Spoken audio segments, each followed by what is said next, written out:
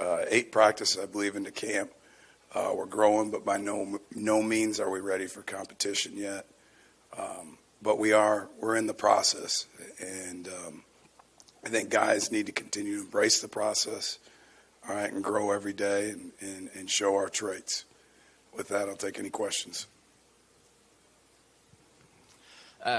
Coach, with Omar Spates, he's a guy who's traveled around quite a bit, Philadelphia to Oregon, now to Louisiana. Does that sort of worldliness he have, does that sort of translate to the field at all, that maturity?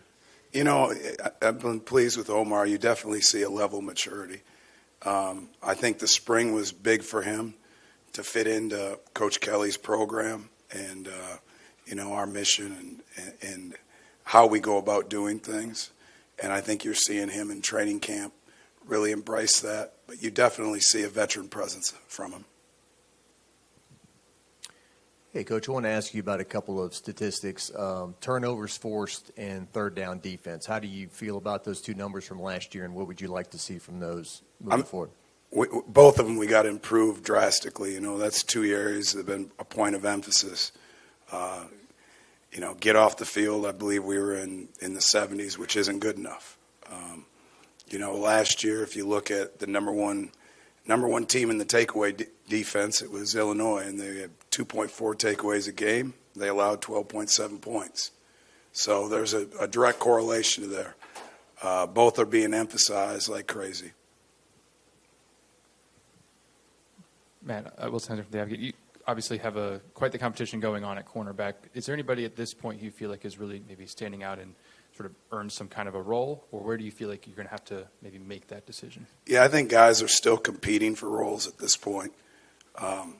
You see good things out of them. What we're looking for is consistency, day in and day out, exhibiting our traits, and really being the guy that you can count on every snap.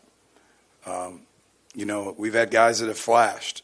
Deuce strung a couple practices together earlier this week. I got to get in and watch the film. Ashton Stamps is growing up fast. Zai has done some good things. We just got to continue to grow. Coach, I think from coaches and players alike, especially guys that were new last year, coaches and players alike, comfort is a huge thing. We've heard a lot of guys mention that. Do you feel that? Do you feel a little bit different this year? And if so, has it allowed you to put maybe a little bit more scope into what you're doing with certain guys this year? Yeah, I think comfort's kind of a relative term.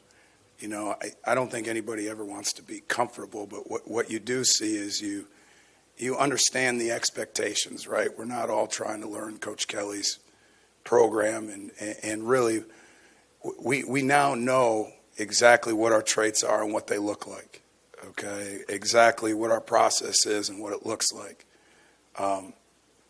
Now, there's an expectation for those that return that we take that to the next level. Coach, over here, what goes into striking a balance with a player like Harold, whether it be having him rush the passer or drop into coverage, like playing a linebacker? What goes into trying to split his time? Yeah, I think right now you're at the process where you're teaching him to play multiple positions, right?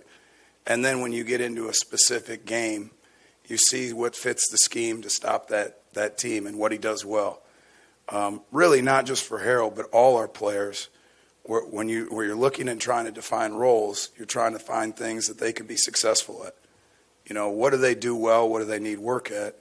And what do you learn from them? And try to put them in those positions. And that's really what the summer's all about.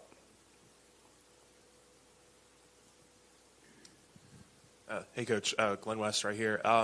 You got a lot of young players competing for time. I'm just curious if you've seen anything out of some of the freshmen, J.B. Toviano, Ashton Stamps, DeSean Womack. Are there any young freshmen that are kind of standing out to you in this fall camp? Yeah, excited about that class in general. I've already spoke to Ashton. Ashton's a football nut. He's a guy that when you teach him something, he grabs hold of it. DeSean Womack's had great energy. Jackson Howard, he's another one that is a guy that has continually gotten better practice to practice. Whit Weeks, Christian Braithwaite. That class we're excited about. They've done a nice job. Now, with that being said, they're freshmen, right?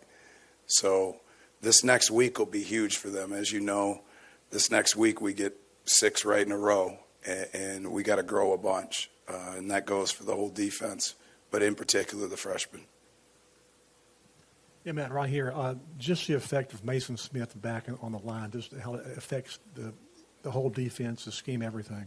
Yeah, as we all know, Mason's got elite size and athleticism for a big man like that. He'd be the first to tell you he's knocking some rust off, right? This is really, if you look at it, the first 8 practices he's had where he's been able to go 11 on 11 for a year. But what you do see is that size and that athleticism. Now, he's just like anybody else. He's got improvement to be made. I think he would tell you right now, if he looked at you, he wants to improve his pad level. Like at times right now, he's playing high. Hey, Coach, right here. So, the defense has lost a couple of veterans, such as Mekhi Garner and Jarek Bernard-Converse back in the defensive backfield. What does it mean to have a player like Andre Sam back there? Yeah, really, really pleased to have Andre. Love his energy, love his veteran presence. I love his buy-in. He's a guy that has embraced everything we do here. It's been great to have him, and I think he's going to be an integral part of what we do. Hey, Coach, Jay Sojourn from Gridiron Football. Talking about Major Burns and just his versatility. I know I saw him working with you in the linebackers a little bit, and also being a safety as well. Just talk about the versatility that he really brings in another year. Yeah, Major's improved, and he's a guy that his length and his speed give the options to do different things, and he's also a guy now where it's time to take his development to the next level, where it's beyond just what's my job, but it's seeing the bigger picture. And understanding what offenses are trying to do, understanding how situational football plays a role, and then how you can take advantage of it. Following up on these safeties, just how interchangeable do you feel like your safeties and nickels are at times, and what does that allow you to do defensively? Yeah, Coach Cooks does a great job, but during camp, we're trying to move those guys around, and we're trying to do that to create depth and competition. Okay. You sort of broaden your horizons as a football player when you see things from different views, right? And that makes you multiple on defense. So with those guys that have played a lot of football, the Majors, the Dre Sams, the Greg Brooks, even Sage Ryan, yeah, we're moving them around and we're challenging them to learn. Losing a guy like B.J. Ojulari isn't trying to replace him isn't necessarily easy. What kind of progress have you seen from Obi Agofu and Braden Swinson at that jack spot? I love the traits that both those guys play with. Obi's a guy that you want to talk about playing with focus and attention to detail. He's doing that. Braden brings a great attitude every day. So I'm excited about the trajectory of those guys. Hey, Coach, right here. We all know that Zai Alexander was a very good player at Southeastern. He was a 2-time All-American at Southeastern. But, since he's transitioned over here, he's looked very impressive over fall camp. Which one of his attributes stands out to you the most? I think his length and how smart he is. Like, he is a smart player. And, that's a trait we value. You can tell he's a high school quarterback. And his length. His length helps him on the edge. What can you say about the defensive line transfers as a whole? Like, what is your impression of them so far? One, I've been pleased at the buy-in there. Two, I've been pleased with the competition and depth it's brought. Excited about, Jordan. We didn't get a chance to see him in the spring. He's done a nice job. Paris has done a nice job. Jalen Lee has gotten a lot better over the course of the summer. So I would tell you that they bring competition and depth.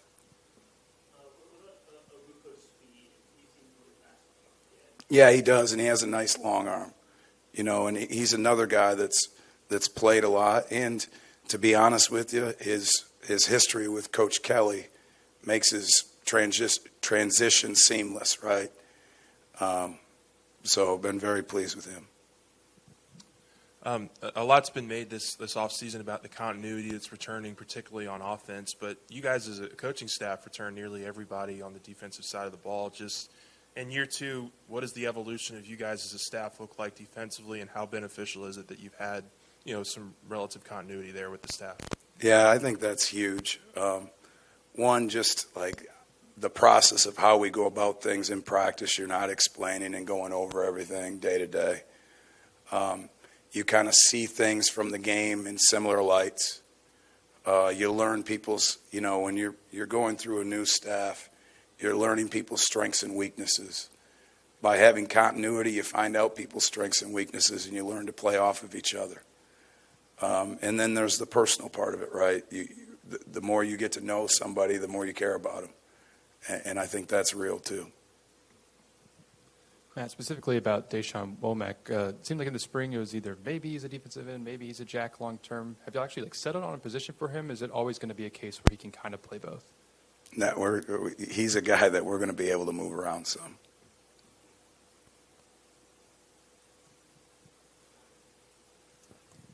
Hey, Coach.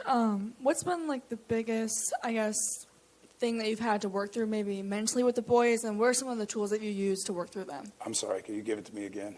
What are some of the biggest mental struggles when it comes to working with the boys, and how have you kind of worked through them with it mentally? Yeah, I think the first thing is just thinking right?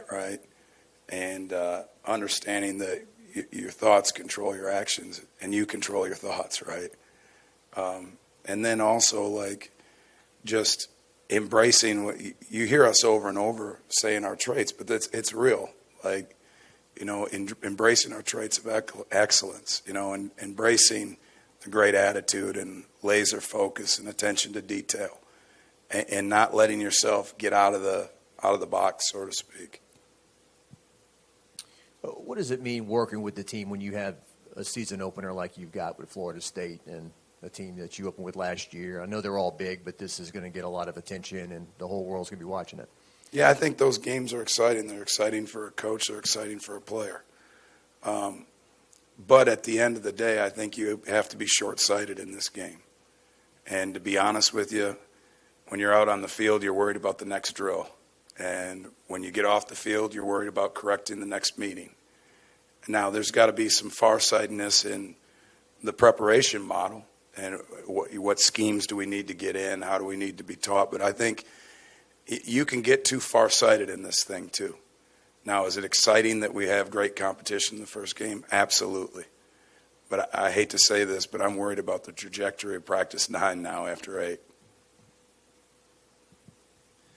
Greg Penn seems like a guy who's going to, once again, be a big part of this defense there at linebacker. What were y'all working with maybe with him coming off of last season, and where do you feel like he's at in his progress? Yeah, I think the one thing that Greg, you can tell he's much more comfortable in what we do. He's done a good job with his weight. Jake Flint, Dr. Frakes, they've done a great job with him. He's leaner, he's moving better, and I think he's trusting himself more to pull the trigger. Coach, what have you seen from Deuce Chestnut so far in this fall camp? Yeah, I think Deuce is a headsy player.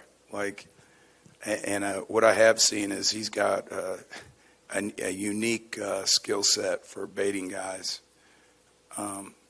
That's the thing. You can tell Deuce has played football. You mentioned a little earlier that Ashton Stamps is kind of a football nut. Do you have can you sort of expand on that? Is there sort of an example of him just really being, into the sport and being really heady? Yeah, I'll go ahead and tell you this.